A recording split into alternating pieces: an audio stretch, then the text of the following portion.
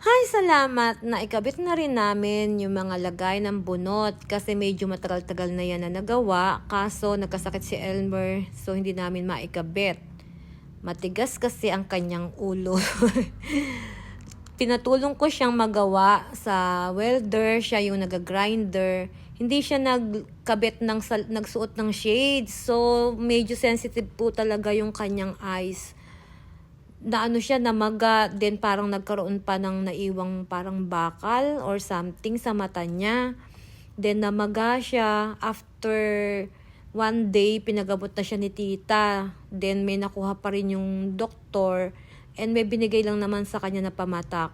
So ngayon, magaling na, totally magaling na yung mata niya. Sabi ko nga sa kanya, mag-ingat siya dun sa hagdan kasi baka mamaya sa orthopedic naman siya mapunta.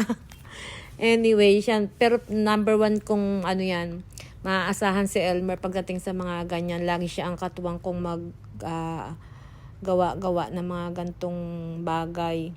9 pieces yung nilagay namin na yan, kaya medyo marami-rami. Masakit, ako yung tagahawak.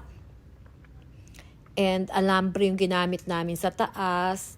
And dun sa pinakagitna, may hook pa kami, may strap pa kami nilalagay doon para hindi siya lumayo dun sa pinaka-bakod. Yan, di ba?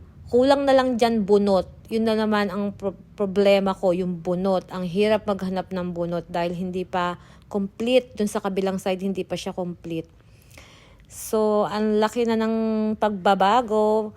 Pero actually guys, pang ilang change ko na yan ng style ng mga plants. Kaya talagang pabago-bago ako ng design ng mga plants. Nahihirapan na yung mga tumutulong sa akin. Hindi daw ako mapakali sa aking mga halaman.